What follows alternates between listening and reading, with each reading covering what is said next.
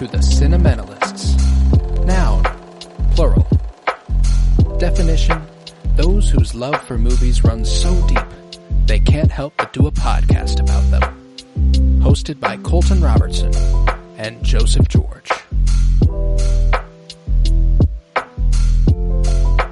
Hello everybody and welcome in to the Cinementalists, where today we are going to be discussing The Princess Bride, released on October 9th, 1987, written for the screen and based upon the book by William Goldman and directed by Rob Reiner. I am Colton Robertson. I'm joined by Joseph George. What's up, buddy? Oh, what up, what up? Always a pleasure to be here. Oh, and it's always a pleasure to have you. We're kicking off a month that we are dubbing Nostalgia November, with something that feels quintessential to that feeling of yearning for the childhood, reminiscing on the old days. It's beautiful. I love it. How'd you feel about The Princess Bride here? Yes, a very comfy start to the month. That's for sure. I think kind of all nostalgic movies, they're very much go hand in hand with comfort movies. It's just absolutely they're that feeling of comfortness and a nice start to my morning for the movie. Usually, last month was always the late night. I want to get as dark as it can be. I want to be as scary, into the scary spookiness as I could. But now it's like these. I feel like the time of day doesn't truly matter, but it was a very, very beautiful start to the morning, and I don't know, the day seems so much better to look forward to. I don't know, to look forward to, and it just is very but thanks to the movie, it's just very, very easy to watch, very classic, very makes me yearn to live during this time. If we didn't have to take all of the social all of those consequences that follow, and then everything else. But no, yes, this is, it's one I haven't seen in a while. It's been a while since the last viewing. But as a kid, I guess it was always in the rotation. My sister quite enjoyed this one, a whole lot. And then, just fluttered, for here and there when, I grew up, I guess, but then, now it's nice to get a viewing in now, after I'd say it's probably been 3-4 years minimum. I don't know since I've watched it. So, but yeah, that's last time I watched it was last December. But before that, I couldn't tell you when the last time was. My Emily's stepmom really, really loves The Princess Bride. And since I'm the movie guy, they all her family tries to find if I've watched their movies, And The Princess Bride was her stepmom's, and I didn't know it nearly as well as she did, but she got really excited when I told her that I liked The Princess Bride. So she told me she got me the Blu-ray copy of it for like Christmas and stuff, and I really appreciated it. So that was very sweet of her. But I love the movie, man. I do. I think it's incredibly endearing. It's incredibly cozy. It is the perfect way to start this month. It is actually exactly the goal I had in my head for what the month would feel like as far as what we're covering. 100% the purpose of this and Fantastic Mr. Fox being the bookends of the month. Oh yeah, but this month is gonna be just phenomenal. Yeah, very. Oh, I'm super excited. I'm super excited. But yeah, you hit the nail on the head here with this one, because it just makes me. I don't. It's so timeless that this. I don't know. A story just like this is very just classic princess. Yeah, fantasy, good versus evil. Oh, yeah. And you got your quirky characters, or like every kind of, you got the giant, you got the brains, and then the Indigo Montoya. I love that's like the guy. He's always the one I remembered out of the movie. You killed my as father. A kid. Yes, Prepare that line. To lie. I mean, it's just classic. And so, but yeah, now I appreciate the love story a whole lot more. And just the you're like Fred Savage. You've learned to like the kissing parts. Yeah. Yeah. It's and that's what I really love too, is that obviously it's a really sweet romance. It's very, cheesy, corny, romantic, endearing stuff, and I love the I'm a sucker for the fact that they can condense a full love story into the first 5 minutes of this movie, and like if you've seen it before, it hits pretty solidly. And if you haven't seen it before, it's still very, very sweet and very romantic. Like the whole and in that moment she realized that when he said "as you wish," what he meant was "I love you." And then the way that they look at each other, I love Carrie Elwes and Robin Wright's chemistry. Robin Wright, obviously, kind of a living legend. Between this and Forrest Gump a few years later, where she was Jenny. She became president of the United States in House of Cards about 30 years later. Okay. Yeah, no, she's been around the block, and she was also in Wonder Woman most recently. I feel, not most recently, but that was one of the things she was in with in the DC universe. She was one of the Amazons on Themyscira, but yeah, she's been around the block, and she does an incredible job as Princess Buttercup. But Carrie Elwes is always going to have that air about him that's just kind of like this sexy good boy. Damn, you fine as hell, and you sweet as hell. I like it. I'm into it. Oh, go ahead. I was gonna before, the main thing I know him from is I guess truly this would have been his beginning for me, but what seared into my brain was Saw. He's one of the main two guys in the Saw movies that's trapped by Jigsaw, and he has to get out. And so I knew, I feel like I know him as this roughed guy that's trying, sawed his own fucking ankle off just to get to a bone, and he's just down on his luck.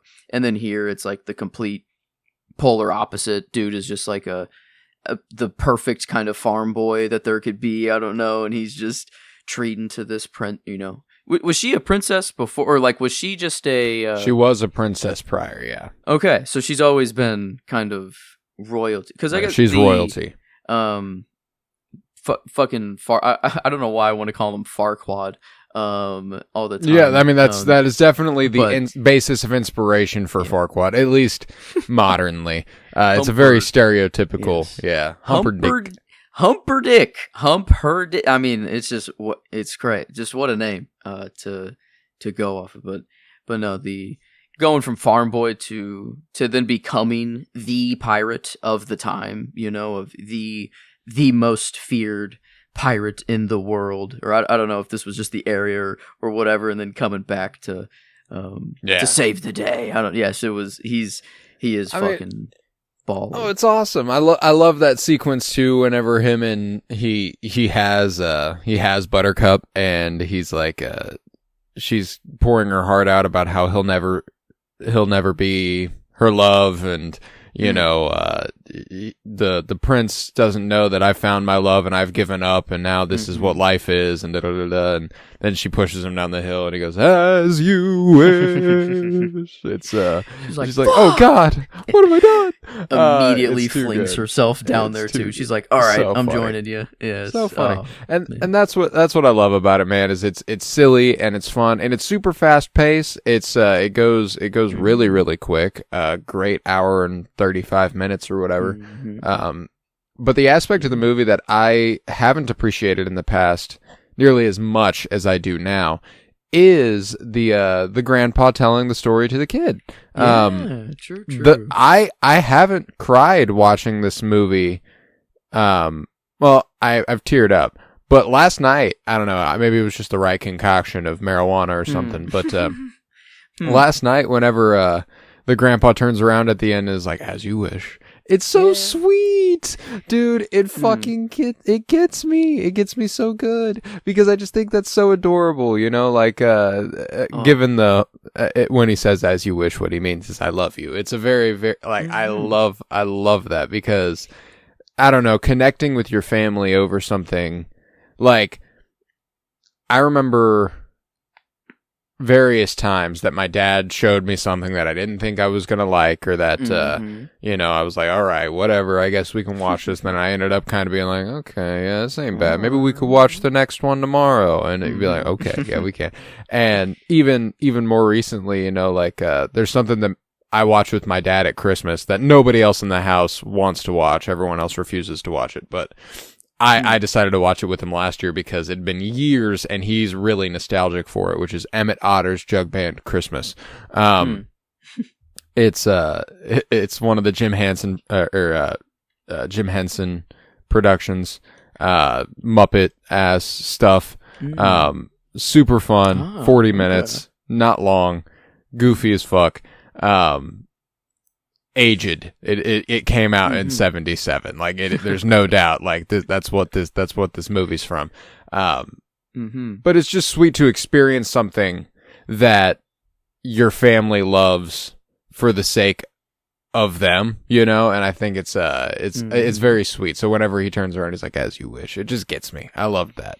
Yeah, I guess I haven't had.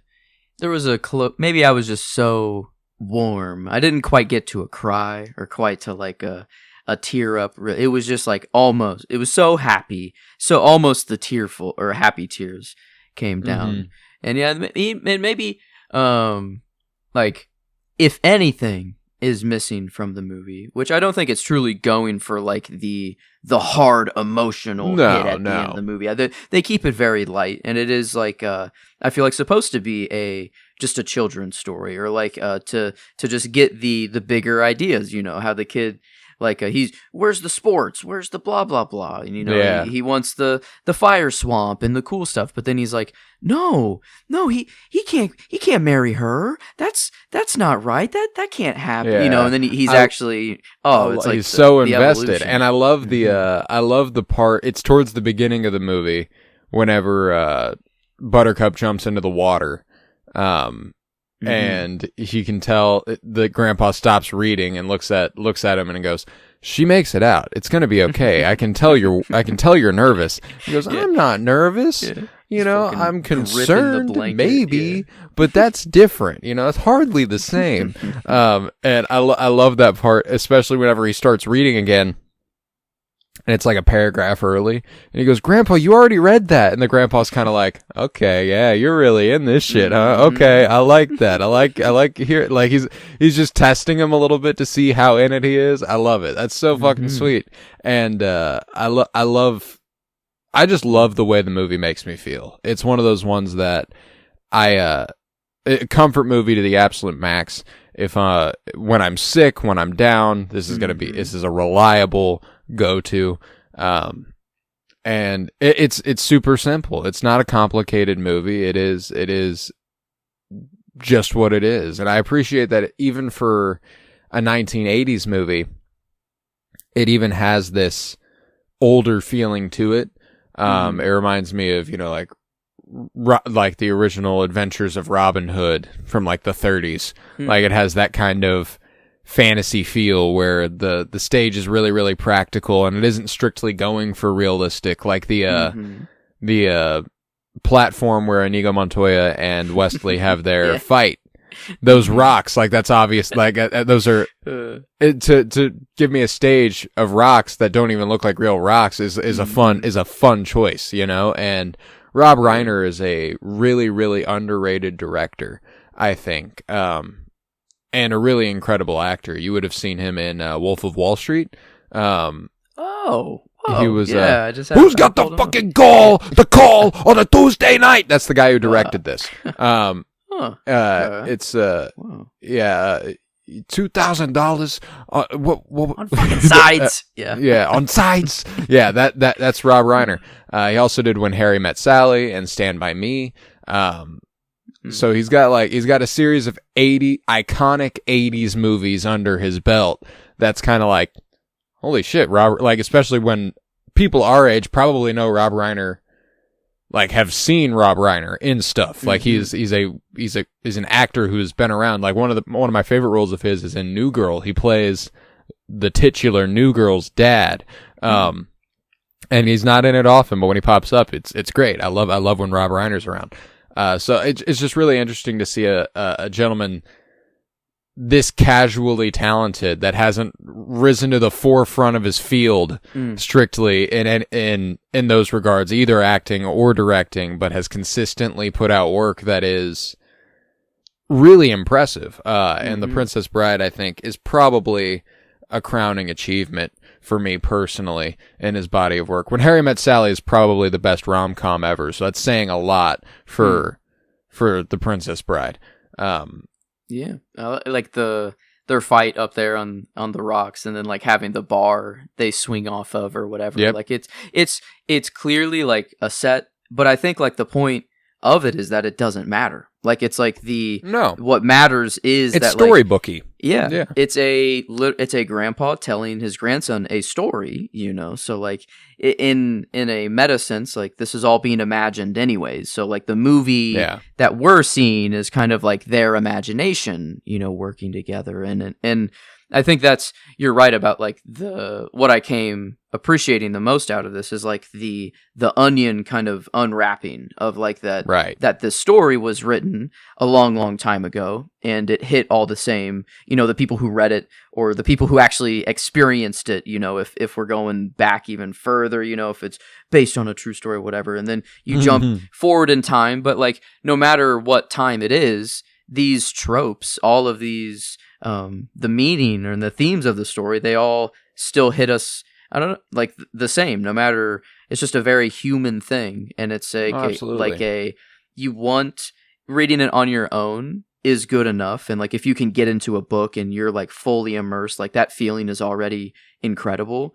But then like sharing that with someone else, like especially not just like a book club sense of like talking about it afterwards. It's like, in the moment, you're like both reading in it together. this story, and like that's just like it's kind of what movies are. If you're sitting in the theater with a bunch of other people, you're experiencing it. The other layer to the onion, and it's back like in my day, my TV was books. He says, I'm with you. It really is about the communal experience of fiction. Bonding over stories, and I love that. I love that feeling. That's why whenever my family and I do family movie nights, that's why I want to do like, our group of friends does that monthly game night. I want to do a monthly movie night. Like whenever I get my own place, I want to host people and watch a movie or two with them.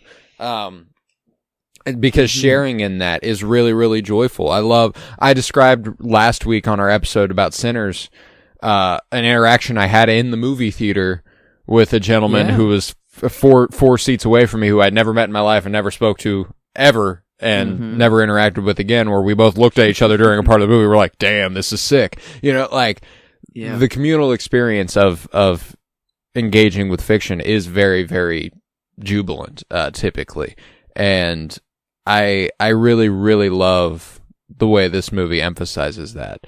And I think that one of my favorite stretches of the movie, and this is rare for a movie for me to be this high on, but my favorite part of the movie is probably like the first 30 minutes. Like prior to Wesley getting Princess Buttercup, or reuniting with Princess Buttercup, and then her going back, like whenever they're interacting with with Vizzini and Fezzik and Inigo Montoya. That stretch of the movie is so good when he has to go through them one by one and they're running away and all that good stuff. I love those interactions, the climbing up the rope, the fight at the top of the rocks, the slowly choking out Andre the Giant, who, by the way, incredible that Andre the Giant is in this movie. That's insane. Truly a giant human man. I know, that was a real guy. No camera tricks being done. That is the size of that man. Like he puts his hand, like I don't know, his hand just comes into screen. I feel like at one point, and then it's just like that looks so fake. Is like on that top just of his head. Yeah, it's like what the fuck is going He's on? palming his head like a baseball, not a basketball, like a baseball. Yeah. Like it's that small in his hand.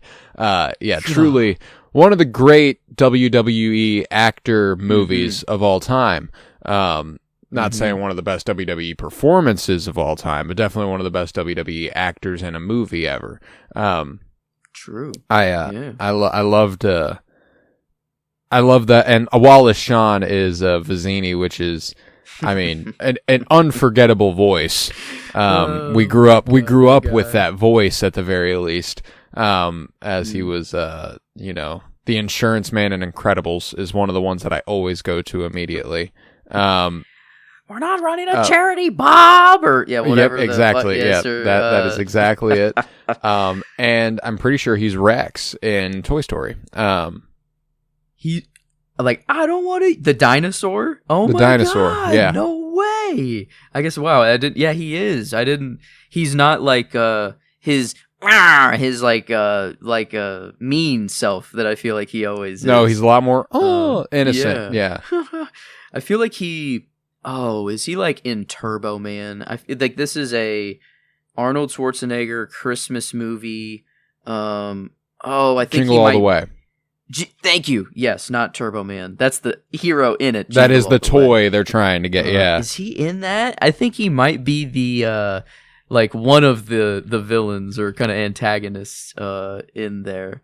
But I might be remembering wrong. Maybe not. I guess I don't know. I don't see him in the cast, so I don't know what I'm thinking, but no, he's the wine scene or the poison, and him just obviously you would know that I knew this, so you would I can't take the second one. Inconceivable. Yeah, he loved that word. And yeah, Antigo. You keep using that word. I don't believe you know what I mean. I don't believe you know what it means. But isn't that actually what it means, though? The way it is, but the way what he is saying is the way it's supposed to be used. But the things he says are inconceivable. Keep being conceived. I see. So okay. At a certain point, you got to stop using the word.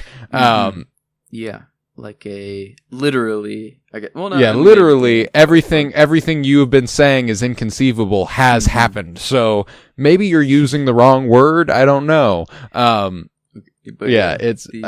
and Inigo Montoya, when it comes to favorites of the movie, might actually be my character. I have a tough time not going with Inigo Montoya just because he actually has one of the more heartfelt journeys in the movie as the supporting character.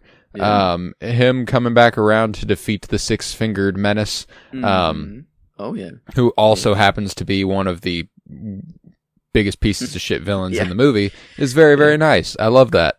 Man, created a freaking life-sucking machine, I mean, I just took a year off your life. That, it's literally sucking his nips, and, they put cups, right on his nips, right on his, hips, his... Yeah, temples. I feel like I mean, and just super suck the life out of you. Turn the dial up to 1. All the practical, all the sets were always they're kind of fun. The dungeon, it's kind of the torture chamber or whatever. Really impressive set design. I really love it. Yeah.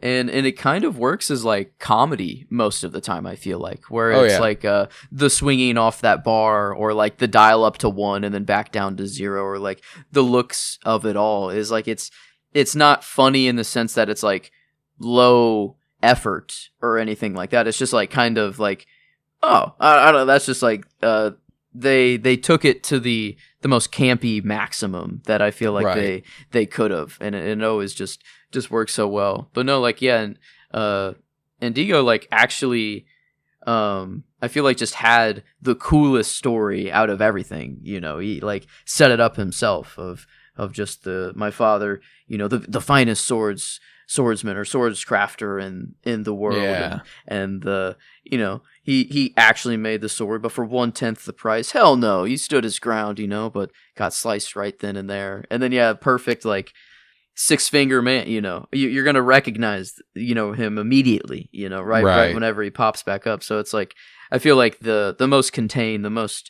the best definitely side story, if not just kind of the coolest or most emotionally impactful one out of the whole movie.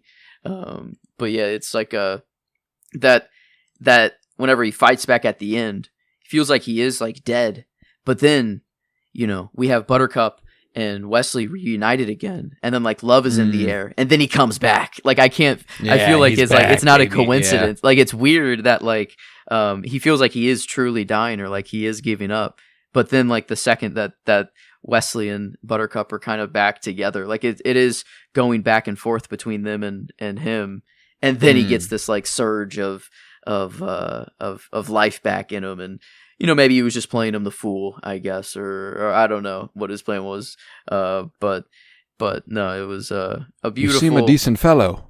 I hate to kill you. You seem a decent fellow. I hate to die. I like the movie is just so full of these incredible little quotes that I absolutely adore, and they usually involve Inigo Montoya, which is why like I think that I do have to go with him for character. Performance is a little harder because everyone is they're all doing this this bit. They're all committing to this bit. So it is a little harder to like differentiate who my favorite is that's doing this, but it's ultimately pretty hard for me to not go with either Cary Elwes or Robin Wright. They are kind of and I'll probably go Cary Elwes. I think that he gets to do a little more, I feel like, and like playing the pirate first, playing, kind of not himself but himself, and then he's fully Wesley again. Like I felt like he just had to do a little more, and then like the physical acting too of getting the life sucked out of you, and all that. But no, I feel like if you'll go with him, I'll gladly go with Robin Wright to spread the love, at least to have everyone mentioned. But yeah, I think I wish maybe she was given a little bit more, because it does feel like she is just being kind of pulled between the men, obviously that is her struggle, and that it is like she doesn't have much say in these matters, and right. But even in not having much say, she has her say. She puts down what her she puts her foot down. She just can't do much about it. She's not in a position to do much about it. And since it is that storybooky thing, it is like damsel in distress. I'll wait for my prince to come save me. Like it is, but she's protesting the whole way there. Like she's like, "Is my Wesley coming? All right, sorry. Bye. My Wesley will save me. I'm not getting married today. It's fine." Yeah, that's true. A little. I wish maybe a little more initiative, or maybe a little. I mean, she was just like, "Well, no, I will kill myself." There's no doubt about that. She's like, "If this goes through, I will." I mean, I'm doing it. There's so few perfect breasts in the world. It would be a shame to sell yours. Oh man, he made it from the armor stand to the bed. That's all he could do, and then he muscled up the strength just to stand up and be like, "All right, bro, I'm gonna leave you with everything but your ears." So yeah. You can hear the screams of the children who see you and are horrified. Yeah. To the pain. Yeah. To the pain. Yes. I'm not sure I've heard that one before. And this. He goes, I'll explain it to you. But cut off your feet at your ankles. I'll cut off your hands at your wrists. I'll cut off your nose. I'll cut off. I'll poke each of your eyes out, but I'll leave your ears. Your ears will be used so that you can hear the reactions of everyone who is horrified by the sight of you. Like, yeah, that's a pretty terrible threat. I love at the door whenever they're like, give me the gate key. He's like, I don't have the gate key. Fezzik tears arms off. Oh, you mean this gate key? It's super funny, dude. I love the comedic flair the movie has. I love that it's silly, and it knows it's silly. It knows it's having a great time, and I have to imagine this is probably one of the more fun movies to have been a part of to make. Yeah. Like be in. I bet this shit was so much fun. I bet making any movie where you're doing these storybooky, swashbuckly stories, it's probably a great fucking time, man. I wish more movies like this were still being made. Yeah. But alas. It feels like every movie now has to have some grander, or I don't know. It can't just be a movie for movie's sake. And it's just, maybe it's a money thing. It's just too business oriented now. It's too much money focused. I don't know.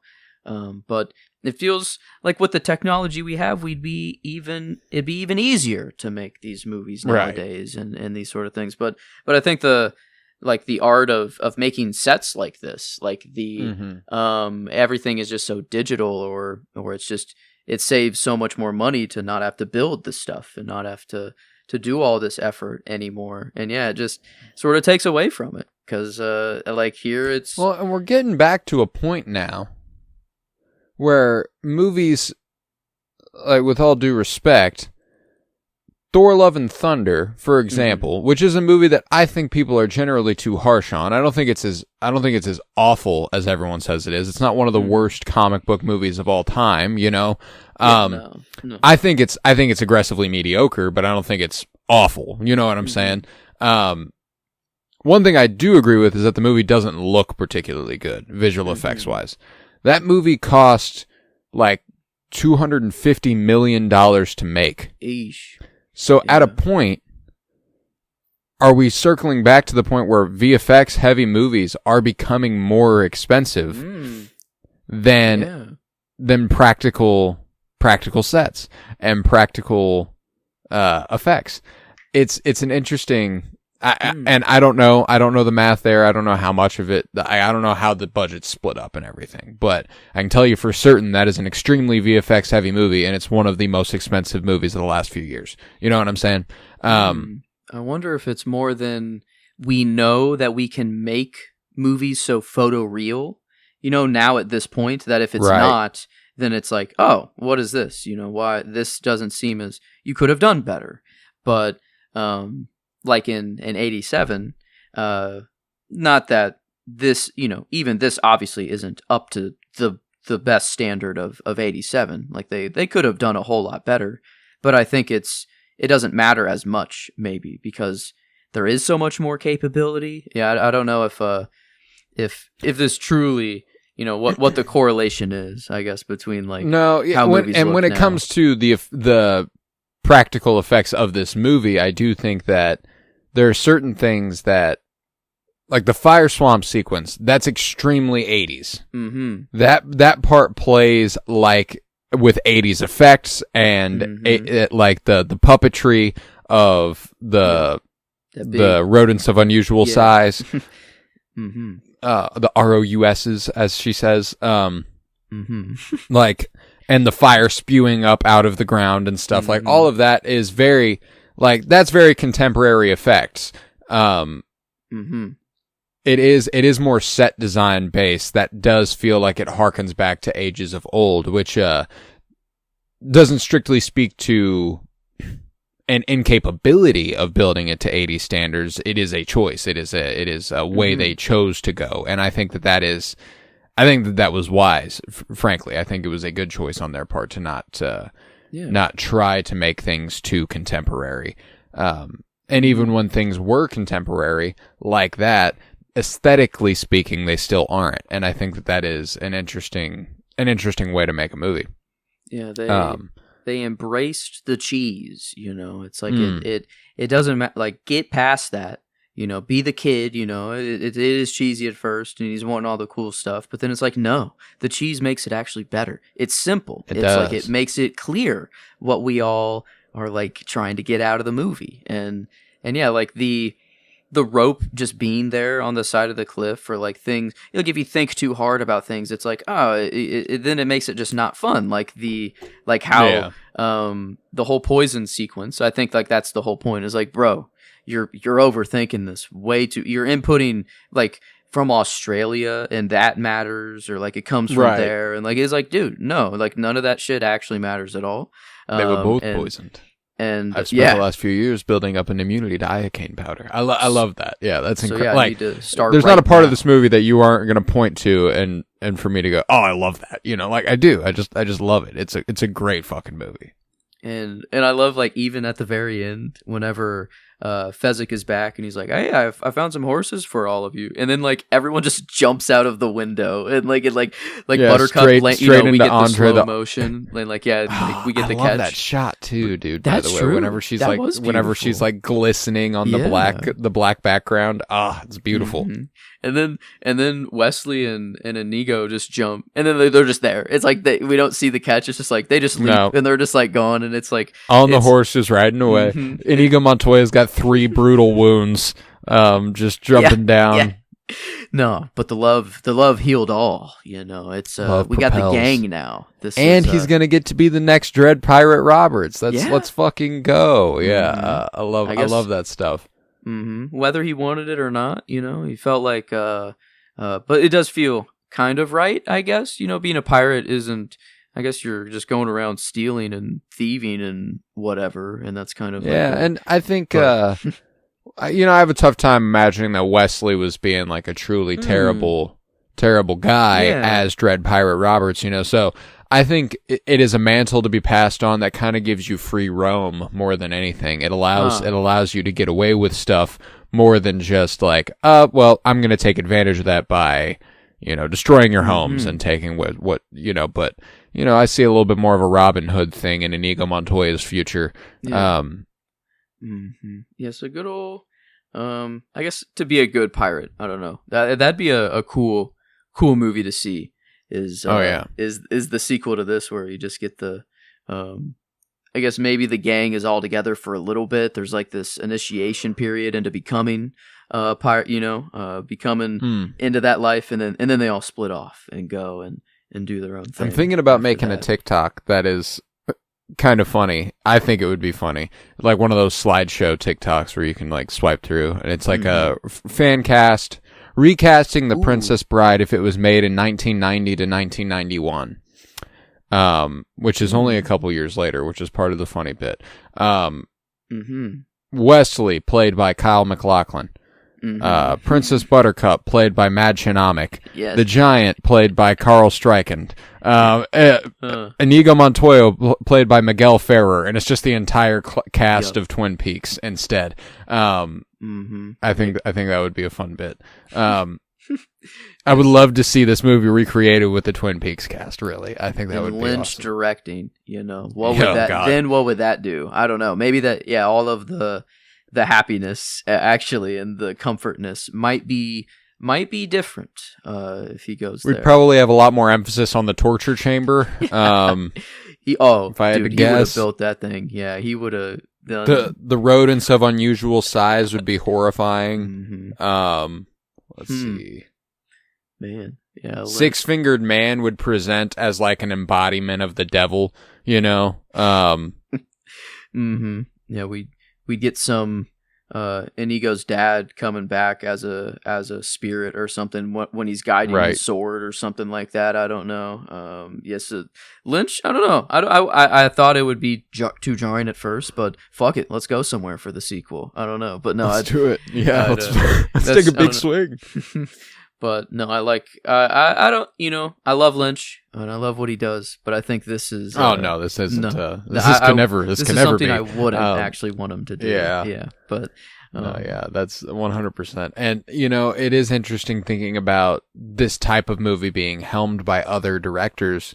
Because one thing I love about Rob Reiner is that he's a real story first and director of actors. I think he's really, really good at getting what he needs out of his actors, and I think he really, really emphasizes the screenplay over everything else. And that shows in Stand By Me, When Harry Met Sally, and in The Princess Bride. Because as a filmmaker, he doesn't have a visceral identity the way Lynch or Wes Anderson or even Scorsese or Spielberg have.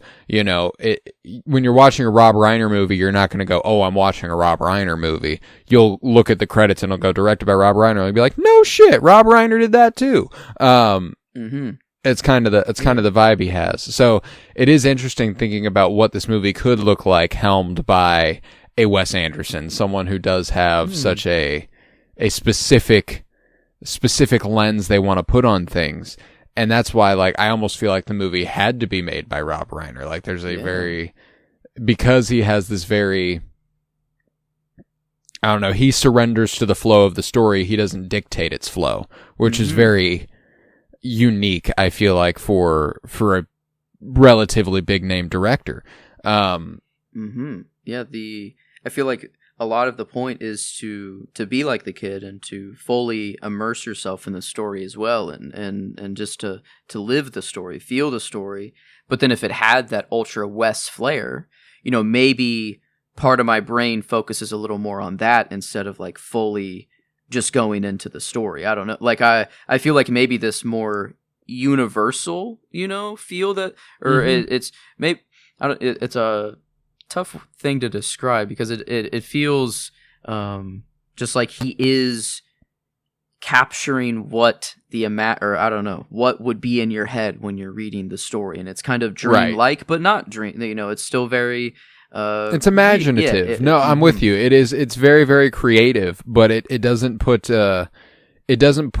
his foot forward. Like as far as a director, as the person envisioning the movie, he is allowing the story to kind of take priority and take hold and decide what the movie will be. And I think that is, that's brave as a director to kind of surrender to the flow of it that way. So yeah, I really respect The Princess Bride as a movie. It's one of those ones that everybody loves. There's not a lot of people who are like, man, fuck The Princess Bride. And if they are, it's like, okay, well, you must be fun. Exactly.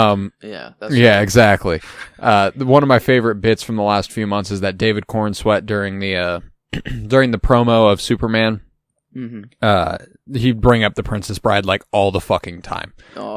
He loves The Princess Bride. And so yeah, contemporarily, if there's going to be if there were to be a Princess Bride remake, I think we have a pretty big shoe-in my opinion, for Wesley. David Cornsweet would kill that. But regardless, I've got Emily. Emily's interested in watching the movie for the first time ever. Because her stepmom watched it, it was kind of like, or because her stepmom loved it, it was kind of like, well, my stepmom loves it, so what? Like I don't want to. So it was one of those for her. But recently, Iowa Debris of the Bear fame and growing movie fame, growing career, said that if she could watch a movie for the first time again, it would be The Princess Bride. And that was what made Emily go, okay, now there's a woman with an opinion I respect. So that was funny.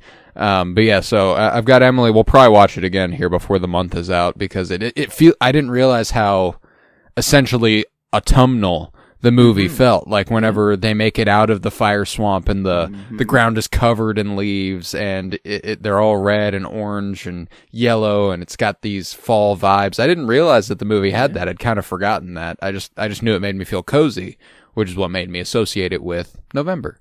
Very cozy month. I love the movie. Yeah, and you couldn't have. And this good. It's starting off the nostalgia kind of it all, and yeah, it does. It right in that time too is like this was a perfect shoe-in for the year, and I think I've also just become. I need a lot more romance or this fantasy genre movies in my rotation. I think just before I was just such a sci-fi heavy and I needed movies that have twists and make me think, and it needs to be so, serious. But now I'm like, no, I love things. I want more so camp. Simple. Yeah, I want more of this. I want more of stuff that connects me with times before, long before when like four times. Yeah, like love during this time period. Man, people loved, I feel like, just so much more. Like, it just was a stronger love. And I would like to think that there is no scale to love, that love is just love if it's true. And that's why, like, the quote of, death can't even stop love. It can only halt it for a time or something, something like that. It's like, man, it's like, it's cheesy, but then there's lines like that are thrown in. That's like, oh, man, it's like, just... true love can't, like what are we gonna do? It's the unknown. Are you gonna make it back? And it's like, of course I will. It's just that's what true love is, and it's just like, oh man, what we don't speak like that anymore. And we need to. No, we don't. And there's an argument to be had that we never really did. It probably is mostly, it's our engagement with fiction that dictates that people ever did. Do we just think it as like a more loving time, and that's why I'm like, and I'm of the mind that we kind of do, because there are lines about love modernly that hit about as hard. That's true. As anything this movie has to say, but but they don't say them the same way. It is much simpler. It is much. It isn't as, I don't know. It's not as grandiose a sentiment. It doesn't feel quite as, I don't know. I think of Interstellar. Going back to one of those movies you were talking about with Anne Hathaway delivering like what we still don't understand love. It's propelling me light years and light years away, and I can't even guarantee it, but it is directing me in this direction. That's something, like that. It doesn't make sense. Like I love that. There's Andor had a really, really great line about love where when Cassian's about to leave the planet and he's like, I'll worry about you all the time. And she's like, well, that's just love. Nothing you can do about that. Like I love that, and yeah, exactly. So I'm like, when it comes to did they love more or love better back then, I don't think that there is a more or better. It's just a way that we've framed it in fiction that is almost, and usually we associate this quote unquote period of time with high fantasy. It's so inconceivable that that people ever actually lived in conditions similar to this for us, that we only ever frame it through a lens of, oh, well, there were knaves and nymphs and elves and such. It's castles, and it was actually a much dimmer. Yeah, it was like historically it was a much dimmer and grimmer time than now, or pretty much any other period. Which is why it's funny that we've decided that the era of knights and shining armor and stuff must be the most romantic of all. Maybe that's the beauty, and the knights were truly so shiny because of how grim the rest of the world was, or they were the true people of chivalry or whatever. Yeah, but no, I had to think of actually just being a commoner, or like an actual just human during this time that isn't a king or part of the king's court, whatever. Yeah, life kind of blows, like, and you gotta a good 25 years to make sure your life's okay. Yeah, we're old as fuck during this time. Like, we are, we're surpassing the life expectancy, and like, he died of old age. Well, how old was he? 34. Damn. It's rough times. What happened? Plague. It's you caught the plague. We got to evacuate this village. Had to burn them completely, to stop, just fucking, just stuff, man, and shit, just all out, no plumbing, no air conditioning, no. I just know it stank in there. Yeah, I mean, life. I'll take it back. I do like the life I'll take it back. We live today, but no. I'm with you. The spirit that is carried in these movies about this mythical period. I would love if a little bit more of that could be imprinted upon the real world. That would be nice. But yeah, man, I don't know. The Princess Bride's really simple. I don't think I have much else to say about it. I just really, really love it. I think it's a sweet movie. It tugs at my heartstrings in just the right way. It makes me overwhelmingly happy. So that's how I feel about her. Yeah. Very warm.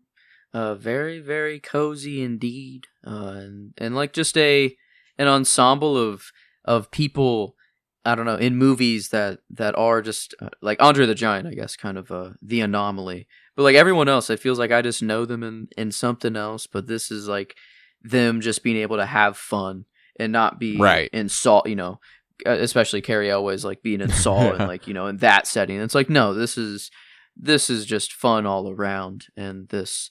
I like I don't know, I'm thinking of it more of like an onion of from story to a grandson or grandfather telling it to his grandson, to a movie, to like us talking about it right now to, and it's the story that connects us all, the love of the story that connects us all. Oh, absolutely. And building in an idea that it is generationally, it's capable of being passed down. The grandpa says, my father read it to me, I read it to your father, now I'm reading it to you. So it's one of those things where you'll be comfortable one day showing this to your kids and your grandkids, and that's a great way to build timelessness into your movie, which is it's a great idea. So I love The Princess Bride. And with that, I think I will go ahead and do the plugs. But after the plugs, we will rate this movie, and then we'll talk about what we've got coming up. But in the meantime, if you would, leave a 5-star rate and review. We would really, really appreciate it. Download wherever you might be listening. That is the only measurable metric I keep track of. It's the only one I care about. It is the only thing anyone seems to care about when it comes to promoting podcasts. So go ahead and download. I would appreciate it greatly. It just lets me know you're there, really, which is sweet. I like to know you're there. You can check out our other podcasts. We've got a Twin Peaks podcast. Brought that up during the show. It's called Fire Pod with Me, a Twin Peaks podcast. Right now we are in the midst of The Return. I believe next week is part 6. Yes. And we're really, like, the show is always heating up, but we're really heating up. So you got to check out part 6 of The Return. You got to check out Twin Peaks in general if you're going to listen to that show. It's friendly to the first-time viewer and the rewatcher alike, but you have to have seen up to where we are covering, because nothing before is safe. Everything after, I'm obviously not going to spoil for Joseph here. He's never seen it. So that's how the show works. Ultimately, you should just watch Twin Peaks, and then if you happen to want a podcast about it, we've got it. Fire Pod with Me. Let's see. We also have Geek with Me, a nerd shit podcast where we do Star Wars, comic booky stuff. Usually, whenever it comes to fantasy stuff, Lord of the Rings, Game of Thrones, all that sort of universe building. It'll probably go over there from now on. But The Princess Bride is its own thing, baby. So we do that here. More important as a piece of cinema than it is as a piece of fantasy. So that, that's the kind of dictation there. But Geek with Me. Next month really is when we're going to return to really doing stuff on Geek with Me. We might put out an episode in November or 2. But nothing crazy, nothing strictly planned. But we had a nice October. We've got a nice December planned, and we're kind of taking it easy in November to focus on this podcast and on Fire Pod with Me. But and I'll go ahead and tell you ahead of the rest of the month, Nostalgia November. Next week we are going to be covering Robots, which is it's Joe pick. Joe loves robots, and we'll get him to explain why he picked it at the beginning of next week. So Robots coming next week. We've got The Great Gatsby, the 2012 Baz Luhrmann, Leo DiCaprio, Tobey Maguire movie. That was my pick. And then the mutually assured pick is our Thanksgiving live commentary on Fantastic Mr. Fox. So can't wait for that. That's what we've got coming up. But let's go ahead and rate this movie. How do you feel about The Princess Bride on a scale of 1 to 10? All your feelings summed up in a number to throw on the sentimental-meter. What are we doing? I'm not quite, I'm not throwing the 10, I guess. It is comfort, and it is a really nice movie, but I don't think it hits me quite like a 10. And we have that threshold of 7 when it's becoming to be good. I know I'm not near there. So, I think I'm just somewhere kind of in the middle there. I'm in the 7, 5, I don't know. I feel like an 8 is kind of floor for how just warm and cozy it makes me feel. Right. And for these things. But elevating it past that much is kind of difficult. Let's see. Nightmare on Elm Street, I gave a 7.5. I don't know, if I'm in the horror mood, I guess it's a whole different thing there, but I do like this more than that. I'm trying to find Memento. That's interesting. That's an 8 flat as well. Yeah, I feel like I go back to this more than Memento. And yeah, not quite the 8.75. Yeah, I think an 8. I do kind of like that. For me. So I think that's where I'm landing. for I like myself. that. I like that because it's going to provide us with what is probably going to be our widest gap yet, Ooh. rating wise. Because my floor is 9. Okay. I love the movie. And you know, I think whenever it comes to the way the movie makes me feel, it did hit me in that way that made me cry last night. And that was for the first time. It's never happened when I'm watching the movie. So I don't know if if it's just getting better and better for me or what. But, so I'm going to go a little higher than 9. I'm going to go 9.25. I'm going to give it that little edge, because I love it. I love the movie dearly. So, what's that bring it to? Sentimental meter wise. 8.63, or the good old 86. 86. 86%. So, that's a pretty solid performance there by the Princess Bride. Just barely below the Phoenician Scheme at an 8.75. Trying to look back further. Then we get back into Mission Impossibles are a lot of around that 8 number. Around this. Yeah, all right. I like that. I like that. So, beats the classic Tron, or the OG Tron, beats Pacific Rim, beats AI, beats Sorry to Bother You, Almost Rainbow. So, but barely on those. They're all very close. Sounds right, though. But yeah, there we are. Okay. I like that. The Princess Bride, always very, very warm, fuzzy for me, so I love the way it makes me feel. So I love landing there, and I cannot wait to discuss robots with you next week here on The Sentimentalists. With that, I think we can conclude this episode. I was Colton Robertson, and I was joined by Joseph George. Thank you very much, homie. Oh, thank you for having me. It's always a pleasure to be here, homie. Oh, and it's always a pleasure to have you. And remember, as you wish.